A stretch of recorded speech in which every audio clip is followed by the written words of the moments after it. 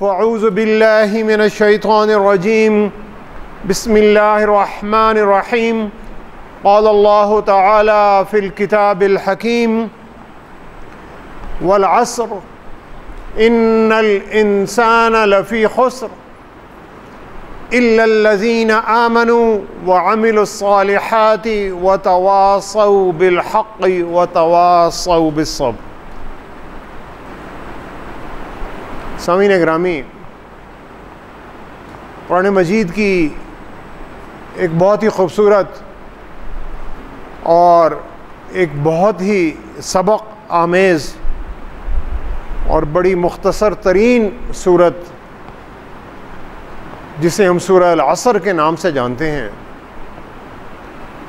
اکثر کو ہم میں سے یہ سورت یاد ہے، اور اس سورت کے الفاظ ایسے ہیں کہ ہر ایک لفظ اس سورت میں اپنے اندر بہت وسیع اور بڑے معانی رکھتا ہے۔ ایک طرح سے دیکھا جائے تو یہ پورے قرآن مجید کا ایک خلاصہ ہے، اور ایک اور طریقے سے اس پر غور کریں تو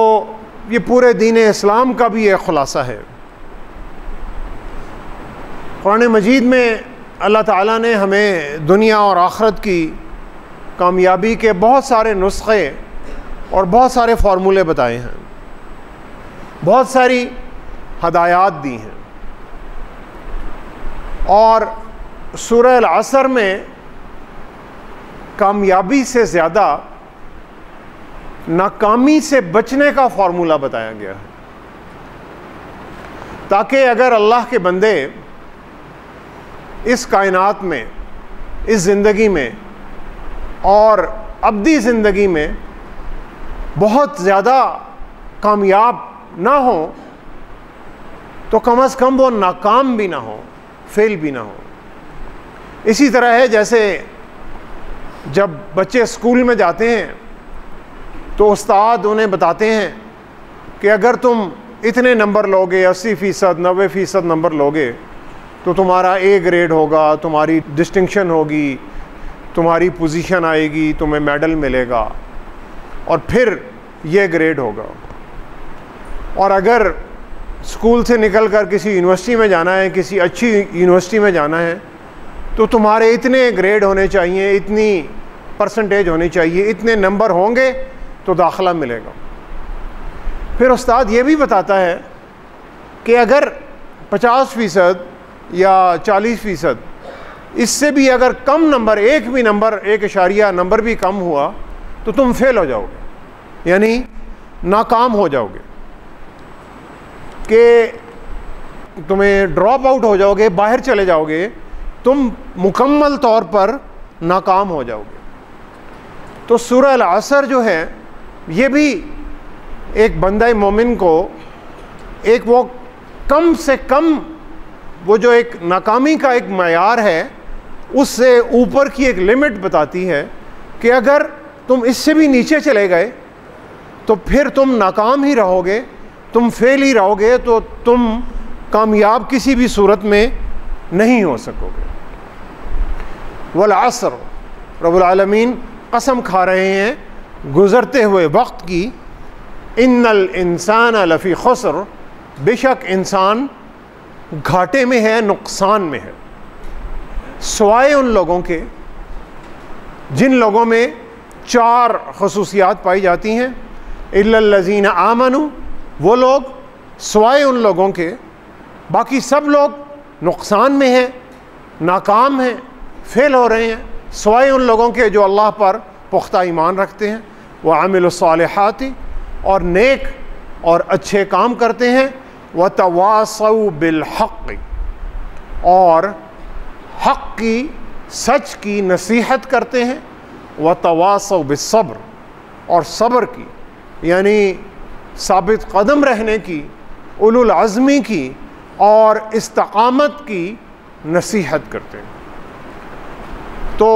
وہ لوگ کہ جن میں یہ 4 خصوصیات پائی جاتی ہیں، وہ لوگ ناکامی سے نکل کر کامیابی کے درجے پر آ گئے، اور پھر وہ نیکی میں، ایمان میں، تقوی میں، صبر پر چلنے میں اور صبر کی تلقین کرنے میں اور حق پر چلنے میں اور حق کی تلقین کرنے میں جتنے آگے بڑھتے چلے جائیں گے، اللہ کے ہاں وہ اتنے ہی متقی اور اتنے ہی پرہیزگار اور اتنے ہی نیک بنتے چلے جائیں گے۔ سامعین گرامی، آج کے جو خطبے کا موضوع ہے وہ صرف اس سورت کے 2 لفظ ہیں، اور وہ لفظ وَتَوَاصَوْا بِالْحَقِّ لفظ ہے، یعنی وہ لوگ کہ جو حق کی، سچائی کی نصیحت کرتے ہیں اور اس کی تلقین کرتے ہیں۔ آج کل کا یہ جو ہمارا کلچر ہے، جس دور سے ہم گزر رہے ہیں، تو اس کلچر میں تنقید جو ہے وہ بڑی عام ہے۔ کیوں؟ کہ ہم جمہوریت کے دور میں رہتے ہیں، اور جمہوریت میں کہا جاتا ہے کہ شخصی آزادی ہے، فریڈم آف سپیچ ہے۔ تو جب آزادی ہے تو پھر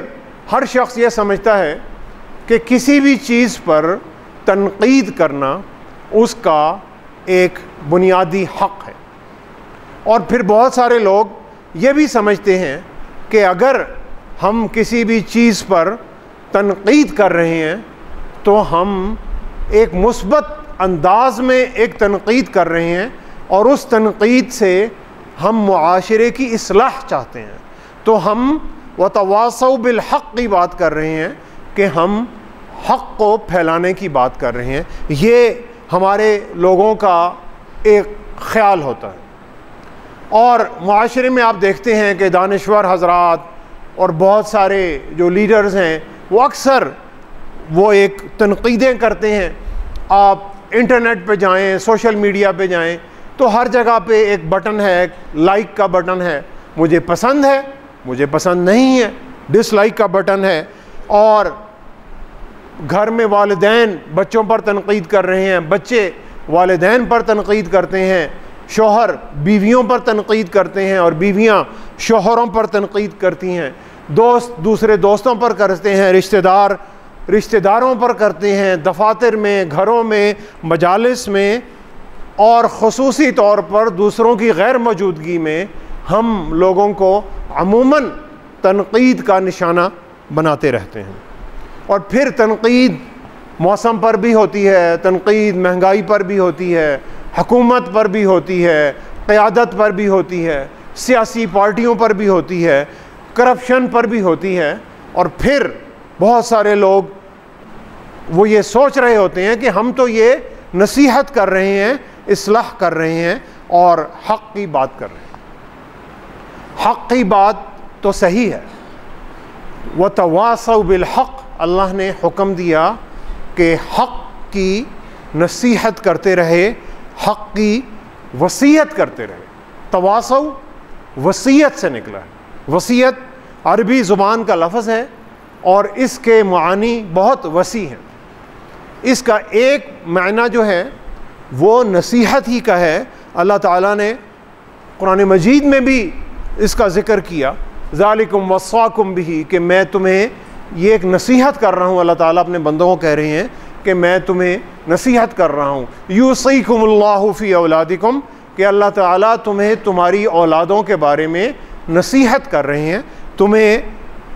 ہدایات دے رہے ہیں۔ اور وصیت کا جو دوسرا مطلب ہے عربی میں وہ وہی ہے جو اردو میں ہے، اور وہ مطلب یہ ہے کہ جب بھی ہم میں سے کوئی بھی شخص اس دنیا سے رخصت ہو رہا ہوتا ہے تو وہ کوئی وصیت کرتا ہے، یعنی وصیت اس شخص کی وصیت جب وہ اس دنیا سے رخصت ہو رہا ہے، نزع کی حالت سے تھوڑا سا پہلے اس پر ہوش کی حالت میں ہے، اور وہ اپنے پیاروں کو جو بھی اس کے ارد گرد ہیں ان کے لیے کوئی بات چھوڑ کے جا رہا ہے، اور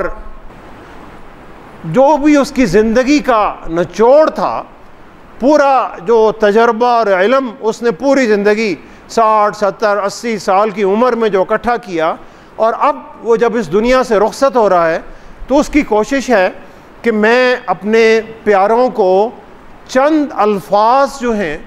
وہ نصیحت کے چھوڑ کر چلا جاؤں۔ وصیت وراثت سے بھی منسلک ہے، اور ورثہ ہمیں پتہ ہے، ورثہ وہی ہے کہ جب ہم اس دنیا سے رخصت ہوتے ہیں تو جو ہمارے وارثین ہیں ان کے لیے جو ہم چیز چھوڑ کر جاتے ہیں اسے ورثہ کہا جاتا ہے۔ اور اگر کوئی شخص کہتا ہے کہ میں ورثہ تو بڑا چھوڑ کے جا رہا ہوں، اور نہ اس کی کوئی جائیداد ہے، نہ اس کا کوئی مال ہے، نہ اس کا کوئی علم ہے، نہ اس کے کوئی اچھے اعمال ہیں، کچھ بھی نہیں ہے، تو پھر وہ ورثہ کیا چھوڑ کے گیا؟ لوگ یہی کہیں گے کہ اس نے کوئی ورثہ نہیں چھوڑا۔ تو وصیت کی پہلی شرط یہ ہے کہ انسان وہ وصیت کر رہا ہے کہ جن پر وہ اپنی زندگی میں عمل کرتا رہا۔ اگر وہ صرف علم کی حد تک، کتابی باتوں تک اس کی باتیں اس کے پاس تھیں، اور وہ باتیں نصیحت کر کے اپنے وارثین کے لیے چھوڑ کر جا رہا ہے، تو یہ بالکل اسی طرح ہے کہ جس طرح ورثے میں انسان نے کہا کہ میں نے تو تمہارے لیے بڑا وراثت چھوڑی ہے، اور ورثے میں کوئی ایک دھیلے کی چیز بھی نہ ہو، تو وارثین کہیں گے کہ اس نے ہمارے لیے کوئی چیز نہیں چھوڑی۔ تو وصیت کی پہلی شرط یہ ہے کہ انسان وہ وصیت کر رہا ہے دوسروں کو، وہ نصیحت کر رہا ہے، وہ واعظ اور تبلیغ اور تلقین کر رہا ہے کہ جس پر وہ خود عمل کرتا ہے۔ دوسری شرط دوسری وصیت کی شرط یہ ہے، اور جو کہ ہم اکثر دیکھتے ہیں ہم اپنی عملی زندگیوں میں، کہ وصیت کس کو کی جاتی ہے؟ وصیت اپنے قریبی عزیز و اقارب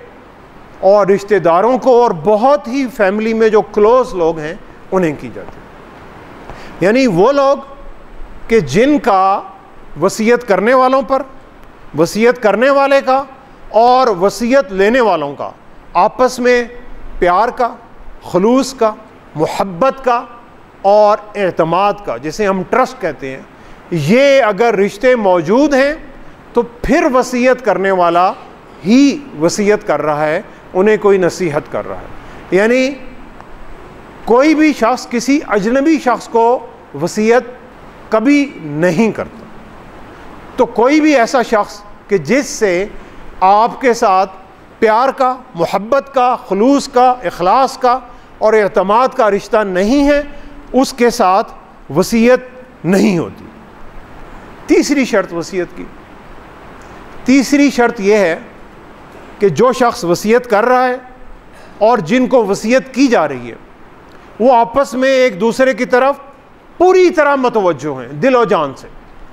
وصیت کرنے والا بھی، کیونکہ اس کے پاس وقت بڑا کم ہے، اس کے پاس شاید 30 سیکنڈ رہ گئے ہیں، آدھا منٹ، 1 منٹ کا، کیونکہ اسے کچھ پتہ نہیں ہے کہ کب موت کا فرشتہ اس کی جان کو نکال کے لے جائے اور کب اس کی آواز بند ہو جائے۔ وہ بالکل بستر مرگ پہ ہے، اور وہ بالکل مختصر سی بات کر رہا ہے، اور دونوں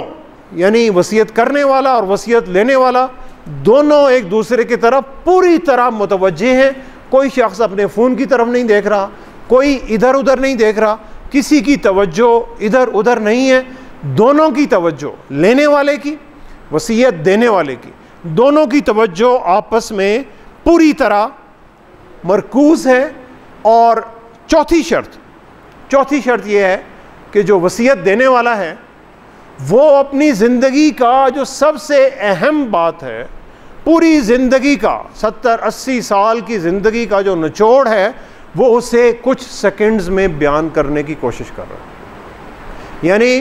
سب سے اہم واقعات یا سب سے اہم سبق وہ اپنی اولاد کو دے کر جا رہا ہے کہ میرے پیچھے فلاں کا خیال رکھنا، میرے یہ جائیداد یا یہ چیزیں چھوڑ کے جا رہا ہوں، آپس میں اتفاق سے رہنا، یا وہ کیونکہ اس کے پاس وقت بھی نہیں ہے، اور اس کا جو اس کے عزیز و اقارب ہیں ان سے پیار، محبت، اخلاص کا ایک بہت ہی عظیم رشتہ ہے، اور وہ کوئی لمبی چوڑی تقریر نہیں کر رہا، حق کی بات کہہ رہا ہے۔ جس بات پر وہ اپنی زندگی میں خود عمل کرتا رہا وہی کر رہا ہے، اور وہ اس اہم بات کو بڑے پیارے، بڑے خوبصورت اور بڑے دھیمے انداز میں وہ اپنے عزیز و اقارب کو وہ ایک وصیت کر رہا ہے۔ تو سامعین گرامی، یہ ہے وصیت کی روح، اگر ہم کسی کو کوئی بھی بات بتا رہے ہیں، کوئی بھی کام کی بات، اخلاق کی بات، کردار کی بات، اصلاح کی بات، نصیحت کی بات، کسی میں کوئی بھی بہتری لانے کی بات بتا رہے ہیں، تو اس کے لیے شرطیں یہی ہیں جو وصیت کی شرطیں ہیں. کسی کی بغیر دل آزاری کے، کسی کا بغیر دل دکھائے، خوبصورت پیارے انداز میں، اور جس کو بتا رہے ہیں اس کے ساتھ ہمارا محبت کا ایک رشتہ ہونا چاہیے کہ ان کا جو فائدہ ہے اگر وہ میرے دل میں موجود ہے اور پھر میں ان کے فائدے کی بات کر رہا ہوں تو پھر یہ وصیت کہلاتی. انگریزی میں نفسیات کی زبان میں اسے ڈائنگ ٹیسٹیمونی بھی کہا جاتا ہے، یعنی وہ شہادت انسان کہ جو مرتے وقت دے رہا ہے. تو اس کے بارے میں ماہر نفسیات کہتے ہیں کہ یہ جو شہادت ہے یہ عمومی طور پر صحیح ہوتی ہے، سچ ہوتی ہے، اور دینے والے کے ذہن میں یہ ہے کہ میں جو زندگی میں غلطیاں کرتا رہا وہ غلطیاں میری اولاد اور میری بیوی یا میرا خاوند اور جو میرے قریب اور جو میرے پیارے لوگ ہیں یہ اپنی زندگی میں کم از کم یہ غلطیاں نہ کریں جو میں اپنی زندگی میں کرتا رہا اور پھر ان سے سبق سیکھتا رہا. تو سامعین گرامی، اگر یہ 4 شرائط ہماری تنقید میں شامل ہیں تو پھر تو یہ وتواصوا بالحق ہے، وتواصوا ہے، اور اگر نہیں ہے تو پھر یہ ایک بے جا تنقید ہے جو کہ ہم اکثر کرتے ہیں. اور پھر یہ ہوتا ہے کہ تنقید اکثر غیروں پر ہوتی ہے اور اپنوں سے تو ہم آنکھیں بند ہی کر لیتے ہیں. ہمارے کسی پیارے نے کوئی بھی غلطی کی تو ہم تو اس سے کوئی بات کرتے ہی نہیں کہ میں تو یہ بات کروں گا تو یہ تو مائنڈ کر جائے گا، یہ تو کہے گا یہ میرا کیسا دوست ہے کہ جو میری ہی کسی بات پر میری اصلاح کی کوشش کر رہا ہے اور مجھے بتا رہا ہے کہ تم نے فلاں وقت فلاں مقام پر یہ غلط بات کی یا یہ غلطی کی تو وہ تو میرے سے ناراض ہی ہو جائے گا، یہ تو میری برادری کا بندہ ہے، یہ تو میرے گھر کا بندہ ہے، یہ تو میری پارٹی کا بندہ ہے، تو اور یہ تو میرا بڑا فیورٹ لیڈر ہے، تو اس کے بارے میں تو کوئی بات کرنی تو وہ تو بالکل میری ڈکشنری میں ہے ہی نہیں. سامعین گرامی، یہ محبت نہیں ہے، یہ دھوکہ ہے، یہ دھوکہ ہے. اور تواصع وہ ہے کہ جس میں خوبصورتی ہے، جس میں پیار ہے، جس میں محبت ہے، جس میں خلوص ہے اور بہترین طریقے سے بات کی جا رہی ہے. اور بہترین طریقے سے بات کی جا رہی ہے اجنبی لوگوں سے نہیں کہ آپ سڑک پر کھڑے ہو کر ان لوگوں سے جو آپ کو نہ کوئی جانتے ہیں نہ پہچانتے ہیں اگر آپ کسی کو کہیں گے تو لوگ کہیں گے یار جاؤ بھائی اپنا کام کرو، تمہیں اپنی جا کے اصلاح دیکھو اور اپنا گھر دیکھو، تم میری اصلاح کرنے کیوں آئے ہو. تو سامعین گرامی، جو نصیحت لینا نہیں چاہتا اسے نصیحت دینے کا بھی کوئی فائدہ نہیں. جو مشورہ لینا چاہتا ہے اسے ہی مشورہ دینا چاہیے، کیونکہ جو تواصع ہے یہ وصیت، یہ دونوں طرف کے ایک کمیونیکیشن ہے، دونوں سائڈوں سے. یعنی دینے والا دے رہا ہے، لینے والا لے رہا ہے، لینے والا لے کے اپنا اثر واپس دینے والے کو دے رہا ہے. وصیت کا عربی میں ایک اور مطلب یہ ہے کہ ایسا پودا کہ جس کی جڑیں بڑی گہری ہوں، یعنی چھوٹی موٹی آندھی یا طوفان اس پودے کو اکھاڑ کر پھینک نہ سکے. یعنی تو ایسی بات جو دل پر اثر کر رہی ہے کسی کے، وہ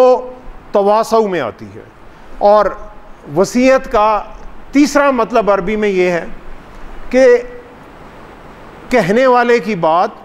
سننے والے کی سمجھ میں پوری طرح آ رہی ہے، سننے والا قبول کر رہا ہے، سنانے والا پیار کے انداز میں، اصلاح کے انداز میں، کسی خوبصورت انداز میں کوئی مناسب موقع تلاش کر کے اس وقت نہیں کہ جس وقت کوئی بڑی گرما گرم بحث ہو رہی ہے، کیونکہ اس وقت تو بحث برائے بحث ہو رہی ہے اور اس وقت شیطان نے دونوں شخص کے دماغوں پر قبضہ کیا ہوا ہے، تو اس وقت کوئی بھی سننے اور سمجھنے کے موڈ میں ہے ہی نہیں، تو اور اس وقت تو سوچنے اور سمجھنے کے جو دروازے ہیں وہ بند ہو گئے ہیں۔ کہنے والا اپنی بات پر اڑا ہوا ہے اور سننے والا اپنی بات پر اڑا ہوا ہے۔ تو سامعین گرامی، یہ وصیت نہیں ہے، یہ تواصو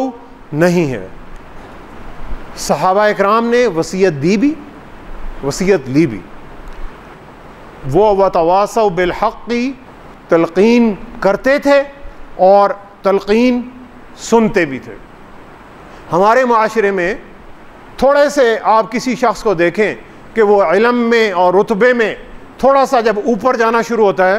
تو پھر شیطان اس کے دماغ پر تکبر طاری کر دیتا ہے، اور پھر وہ اپنے آپ کو عقل کل سمجھتا ہے، اور پھر جب بھی کوئی اسے فیڈ بیک دیا جا رہا ہے یا کوئی مشورہ دیا جا رہا ہے، وہ کہتا ہے تم مجھے نہیں بتاؤ، مجھے سب کچھ پتہ ہے، میں ہر چیز کو جانتا ہوں۔ سامعین گرامی، حضرت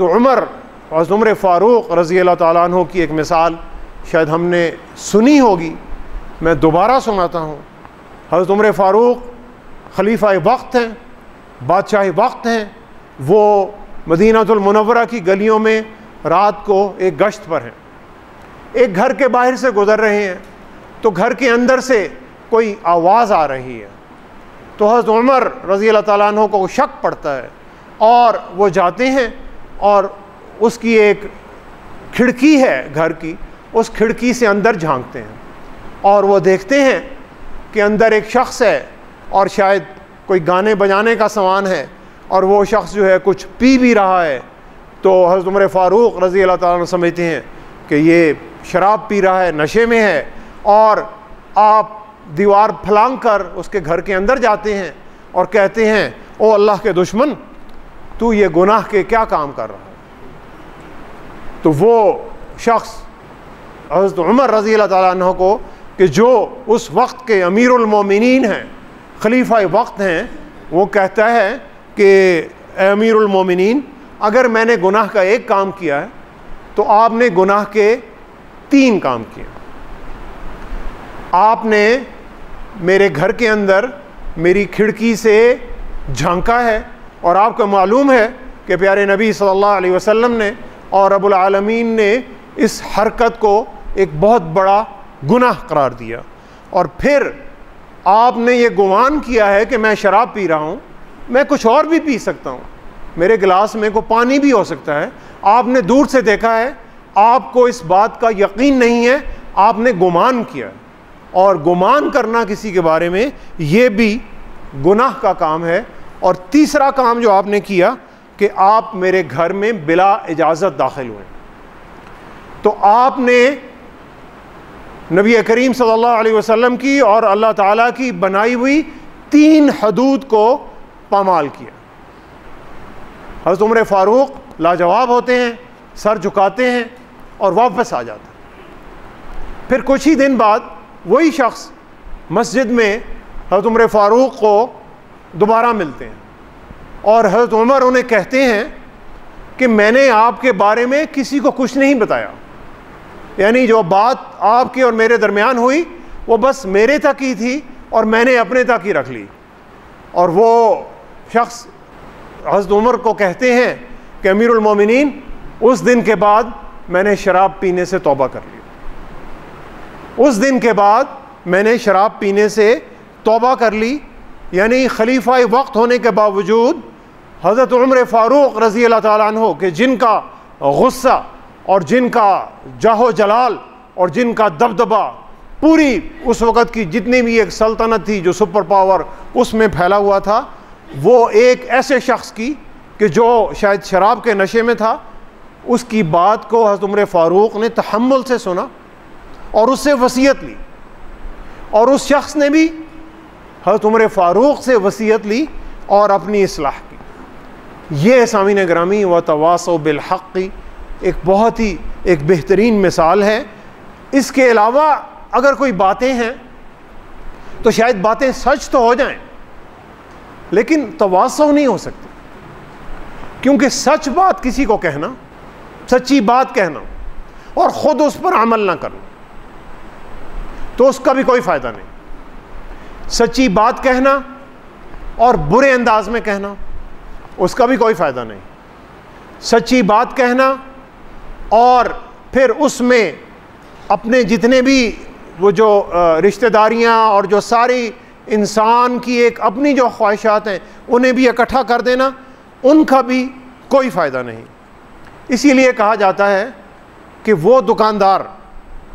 جو گاہک کے ساتھ مخلص نہیں ہے وہ کبھی بھی ترقی نہیں کر سکتا. اسی طرح وہ ڈاکٹر جو اپنے مریض کے ساتھ مخلص سنسیئر نہیں ہے وہ بھی ترقی نہیں کر سکتا. اور اگر وہ نصیحت کر رہا ہے اور فیس لے کر رہا ہے اور پھر بھی وہ غیر مخلص ہے، اس کے دل میں، اس پیشنٹ کی، اس مریض کی یا وکیل کے دل میں اپنے سائل کی سنسیئرٹی نہیں ہے، تو وہ تواصو کی بھی خلاف ورزی کر رہا ہے اور اس کے ساتھ ساتھ خیانت بھی کر رہا ہے. تو سامعین گرامی، وتواصوا بالحق بغیر مسلمان فیل ہے. صرف یہ نہیں کہ سچ کہہ رہا ہے، یہ بھی ہے کہ سچ پر عمل کر رہا ہے. پھر یہ ہے کہ جس کو سچ کہہ رہا ہے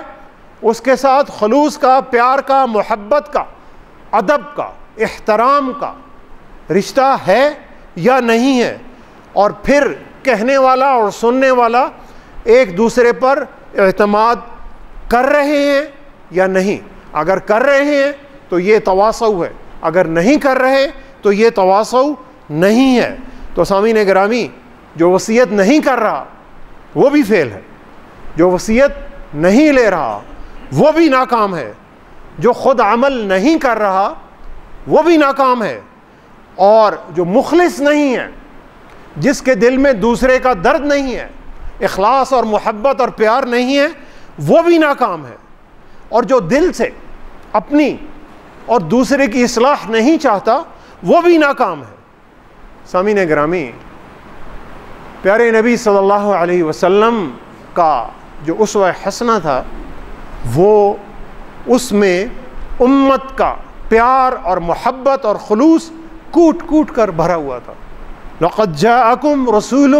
من انفسکم عزیز علیہ ما عنتم حریص علیکم بالمؤمنین رؤوف الرحیم، کہ اے لوگو تمہارے پاس تم ہی میں سے ایک رسول آئے ہیں، ہر وہ بات جو تمہیں تکلیف پہنچاتی ہے ان پر بڑی ناگوار ہے. ہر وہ بات جو کسی امتی کو تکلیف پہنچاتی ہے وہ نبی کریم صلی اللہ علیہ وسلم کو بڑی ناگوار ہے. حریص علیکم، وہ دل سے تمہاری بھلائی چاہتے ہیں، دل سے تمہارا خلوص اور تمہارا پیار اور تمہارا محبت اور تمہارا فائدہ ان کے دل میں کوٹ کوٹ کر بھرا ہوا ہے. اور وہ مومنین پر بے حد شفیق اور بے حد مہربان. یہ لیڈرشپ کی خصوصیات ہیں. جس شخص میں، چاہے وہ ایک کسی گھرانے کا لیڈر ہے،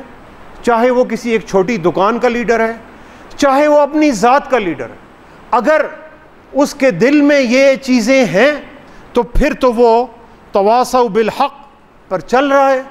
اور اگر نہیں ہے تو پھر وہ ناکام ہے. وہ دنیا میں بھی ناکام ہے اور آخرت کی ابدی زندگی میں بھی وہ ناکام ہوگا. یہ بالکل منیمم سٹینڈرڈ سورہ العصر میں اللہ تعالیٰ نے بتایا کہ جو اس سٹینڈرڈ سے نیچے چلا گیا وہ ناکام ہے، فیل ہے، کبھی بھی کامیاب نہیں ہو سکتا. سامعین گرامی، دعا کریں کہ اللہ تعالیٰ ہمیں دوسروں کی اصلاح کرنے سے پہلے اپنی اپنی اصلاح کرنے کی توفیق عطا فرمائے. اللہ تعالیٰ ہمیں دوسروں کو حق کی تلقین پیار، محبت اور خلوص کے ساتھ اور خوبصورتی کے ساتھ کرنے کی توفیق عطا فرمائے، اور اللہ تعالیٰ ہمیں حق پر چلنے کی توفیق عطا فرمائے، اور اللہ تعالیٰ ہمیں دوسروں سے بھی حق کی نصیحت لینے کی توفیق عطا فرمائے. صدق اللہ العلی العظیم ونفعنی وإیاکم بآیاتہ والذکر الحکیم. انہ تعالی جواد کریم ملک بر رؤوف الرحیم.